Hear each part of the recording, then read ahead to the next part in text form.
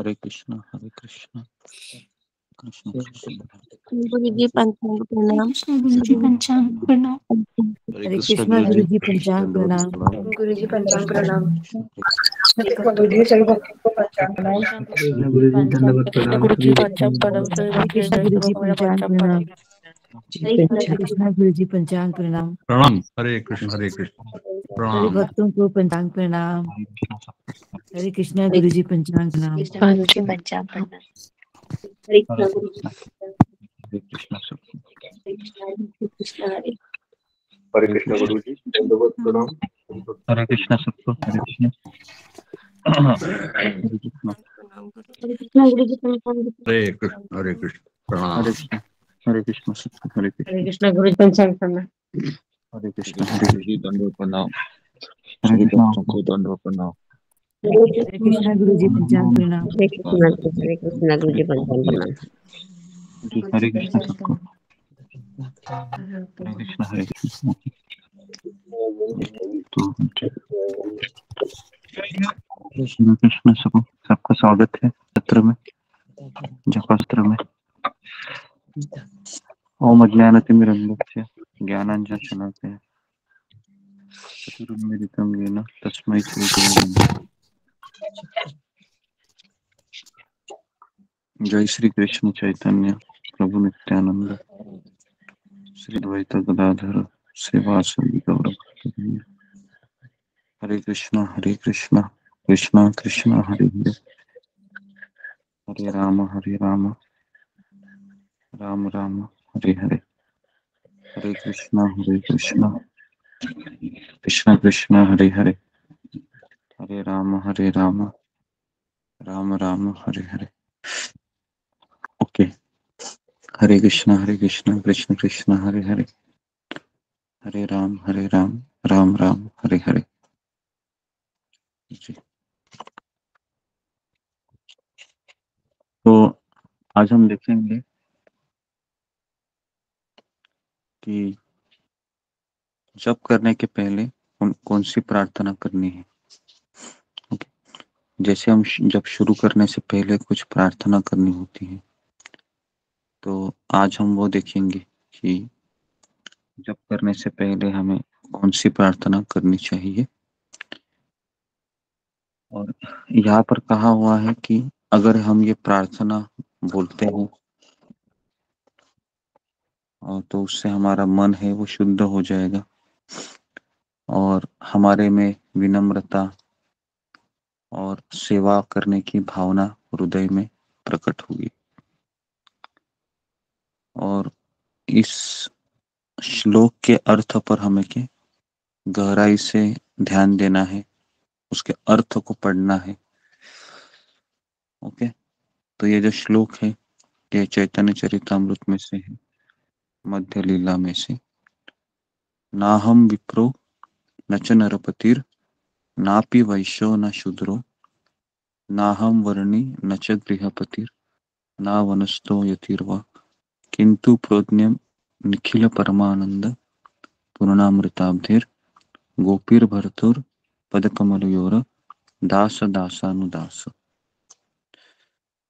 तो ये जो श्लोक है इसका अर्थ है नाहम विप्रो, विप्रो मतलब ब्राह्मण, मैं ब्राह्मण नहीं हूँ न च नरपतिर, नरपतिर मतलब क्षत्रिय, मैं नरपतिर भी नहीं हूँ। नापि वैश्यो न शूद्रो, मैं वैश्य भी नहीं हूँ और मैं शूद्र भी नहीं हूँ। ना हम वर्णी, वर्णी मतलब ब्राह्मण नहीं, हाँ, ना हम वर्णी, वर्णी मतलब ब्रह्मचारी। न च गृहपतिर, ना मैं गृहस्थ हूँ, ना वनस्थ, वानप्रस्थ भी नहीं हूँ, यतिर्वा, सन्यासी भी नहीं हूँ। तो फिर क्या हूं मैं? किंतु प्रोज्ञम निखिल परमानंद पूर्णामृताब्धेर, तो मैं कौन हूँ कि जो गोपी भर्तु, भर्तु मतलब पालन करता, जो गोपी के पालन करता है ना, श्री कृष्ण, उनका भी दास नहीं हूं मैं। तो आगे लिखा है दास दासानुदास, क्योंकि कृष्ण की दास है, राधा रानी है, राधा रानी की दासी अष्ट सखिया है, अष्ट सखिया की दासी मंजरिया है, और हमारा नंबर पता नहीं कहाँ है। तो इसके लिए भगवान के सेवक हम नहीं है, भगवान के सेवकों का सेवकों का सेवकों का सेवक। तो ये हमारा आइडेंटिटी है। ठीक है, तो अभी हमको इसको इस तरीके से भी ले सकते हैं कि ना हम विप्रो मतलब, जैसे हमारे अलग अलग आइडेंटिटी होते हैं, जैसे मैं पति हूँ, मैं पत्नी हूँ, मैं माँ हूँ, मैं पिता हूँ, या मैं कंपनी का एम्प्लॉय हूँ, या मैं ये हूँ वो हूँ। तो ये सारी उपाधियां हैं। जब तक हम उपाधियों को छोड़ेंगे नहीं, तब तक हम भगवान को पुकार नहीं पाएंगे। लेकिन इन उपाधियों को अभी हमने स्वीकार किए हैं, तो हमें अपने कर्तव्य को निभाना है। लेकिन हृदय के कोने में हमको इसी विचार को धारण करना है कि मैं भगवान का सेवकों का सेवकों का सेवक हूँ, है ना। तो ये हमको प्रार्थना जप करने के पहले करनी है। उसके बाद क्या कहना है, दूसरा चीज बताने जा रहा हूँ, ध्यान से सुनिए। उसके बाद हमको कहना है कि मैं भगवान श्री कृष्ण का शाश्वत दास हूँ, सेवक हूँ। लेकिन मेरे दुर्भाग्य के कारण मैंने भगवान श्री कृष्ण से कई कई जन्मों से शत्रुत्व किया है, और अपने आप को शरीर समझकर मैं इस जन्म मृत्यु की दलदल में घूम रहा हूँ या फंसा हुआ हूँ, और मुझे तीन ताप सता रहे हैं, बहुत दुख दे रहे हैं। लेकिन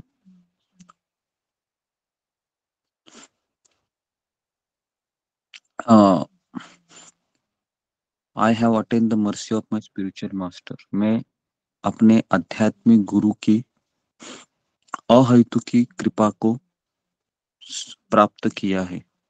ये मेरा सौभाग्य रहा, और उन्हीं के कृपा के कारण मैं ये समझ गया कि मैं कृष्ण का सेवक हूँ, शाश्वत सेवक हूँ, और इस स्थूल और सूक्ष्म शरीर से भिन्न हूँ, और उन्हीं की आदेश से मैं भगवान चैतन्य महाप्रभु और राधा कृष्ण की सेवा में लगा हूँ। तो ये दूसरा प्रार्थना हो गया जो मैंने आपको बताया।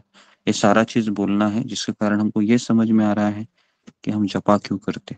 ठीक है, तो ये दूसरा प्रार्थना मैंने कहा। अभी ये हो गया कि जप करते समय ये प्रार्थना हमें इसलिए बोलनी है ताकि हमें वो मूड आ जाए कि मैं कौन हूँ, है ना। अगर ये पता ही नहीं है मैं कौन हूँ और हम जप कर रहे हैं तो उसका हमको फायदा नहीं होगा ज्यादा। तो इसलिए हमें समझना चाहिए कि मैं कौन हूँ, तो मैं भगवान के सेवकों का सेवक हूँ और मेरा दुर्भाग्य रहा है कई जन्मों से कि मैं कृष्ण को पीठ दिखाते हुए आ रहा हूँ, लेकिन इस जन्म में मुझे आध्यात्मिक गुरु की कृपा से मुझे ये पता चला है कि मैं कृष्ण का सेवक हूँ और उन्होंने मुझे कृष्ण की सेवा में लगाया है। ठीक है, तो ये हो गया हमको जप करने से पहले हमें प्रार्थना करनी है। उसके बाद हमें ये प्रार्थना, और अभी मूड क्या होना चाहिए?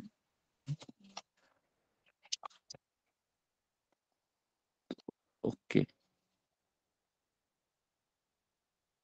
उसके बाद हमें ये प्रार्थना करनी है कि अभी जप करते समय, मतलब 1 माला 2 माला हो गया, 3 माला हो गया, तो बीच में क्या प्रार्थना करनी चाहिए? तो यहाँ पर लिखा हुआ है सनत कुमार संहिता में 5 प्रार्थनाएं दिए हैं। इन 5 प्रार्थनाओं को अगर आप दोहराएंगे तो यहाँ पर लिखा हुआ है कि उसको राधा कृष्ण का प्रेम प्राप्त हो जाएगा। तो पहला प्रार्थना मैं बता रहा हूँ, इंग्लिश में है, इसका अनुवाद करके मैं बता रहा हूँ। Oh Radha Krishna, please rescue me from the ocean of birth and death. हे राधा गोपीनाथ, आप मुझे जन्म मृत्यु के इस जन्म मृत्यु रूपी समुंदर से मुझे आप निकाल दीजिए या मेरा रक्षण कीजिए। Please save me from the problem born of home, family and friends. मेरे घर में जो समस्याएं हैं, मेरे परिवार में जो समस्या है, मेरे रिश्तों में जो समस्या है, उन समस्याओं से मुझे बचा लीजिए। उसके बाद लिखा हुआ है please break to pieces the fear of your surrender devotees. मैं आपका शरणागत दास हूँ, मैं आपकी शरण में आया हूँ, तो मेरे भय को आप निकाल दीजिए ताकि मैं आपकी शरण में आ जाऊं। तो ये हो गया पहला प्रार्थना जो हमको जप करते समय करना है। तो ये जपा टॉक है, आप उसको लिखिए, बाद में इसका रिकॉर्डिंग हो रहा है, तो और लिखते समय आप वो सारी चीजें आपके सामने रखिए। ओके, क्योंकि ये शास्त्र में लिखा हुआ है कि ये प्रार्थना हमको करनी चाहिए। दूसरा प्रार्थना में गिना रहा हूँ।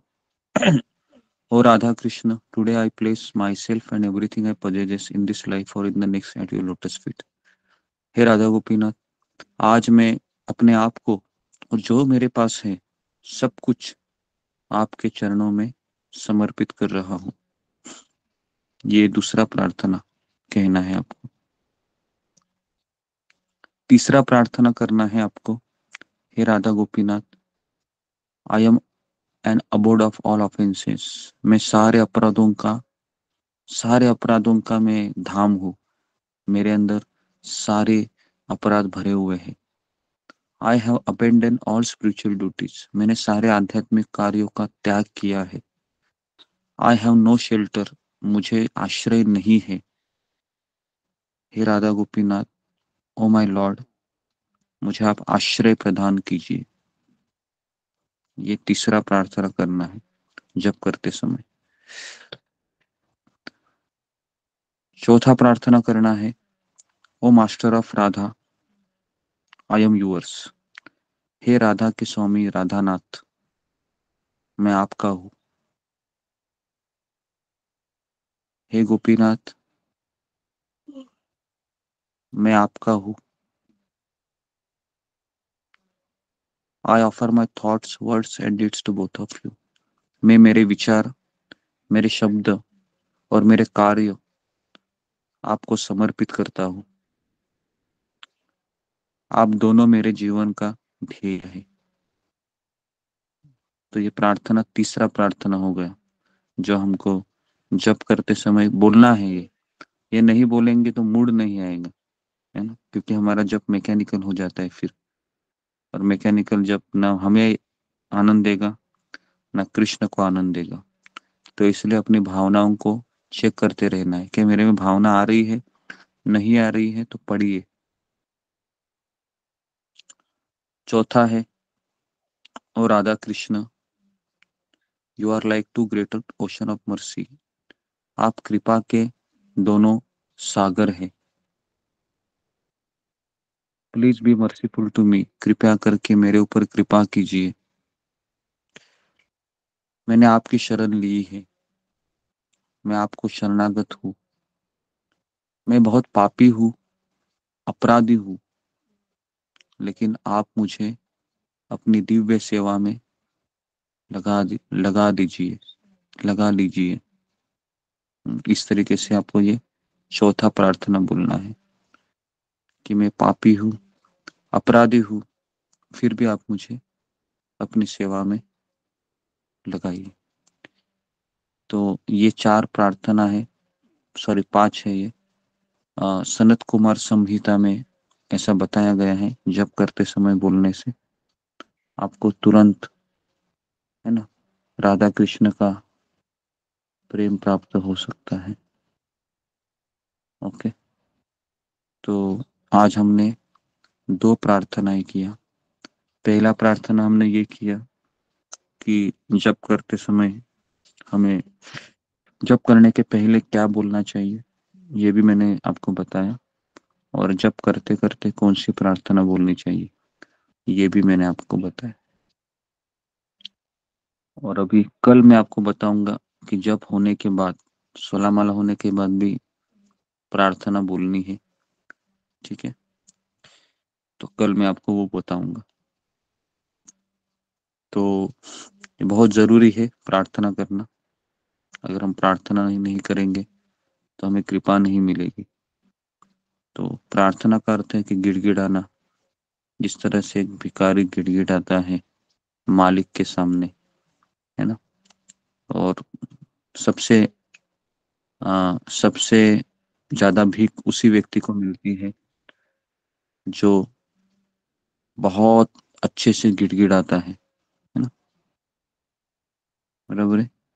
तो उसके लिए हमको भगवान के सामने गिड़गिड़ाना चाहिए। ऐसा नहीं कि केवल जप करते रहना चाहिए ध्यान पूर्वक, नहीं, हमारे इमोशन भी लगाने चाहिए, हमारी भावनाएं लगानी चाहिए, अपने आप को फील करना चाहिए कि मैं इस संसार में ऐसे ही बिना आश्रय के गोते लगा रहा हूँ, इस समुंदर में, भवंडर में मेरा कोई नहीं है।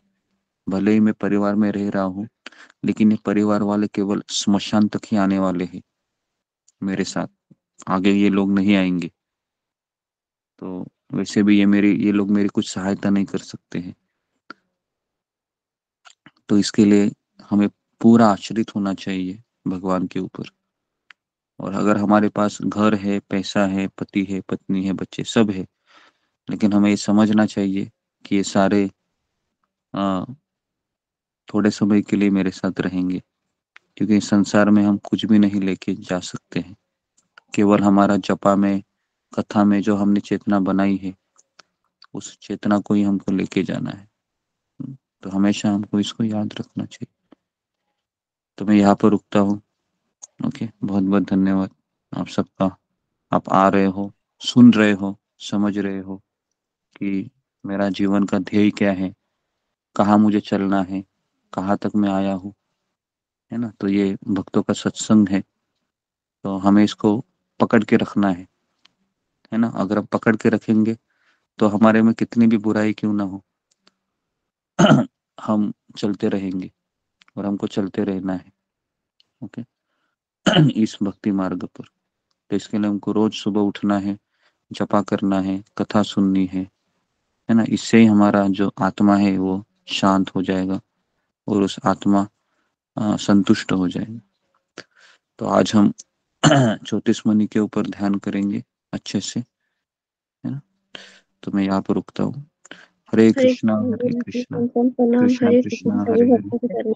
हरे राम हरे राम, प्रणाम प्रणाम प्रणाम प्रणाम प्रणाम। हरे कृष्ण गुरुजी पंचांग प्रणाम, सभी भक्तों को पंचांग प्रणाम। भक्त को पंचांग प्रणाम। हरे कृष्ण गुरुजी, प्रणाम। हरे कृष्ण।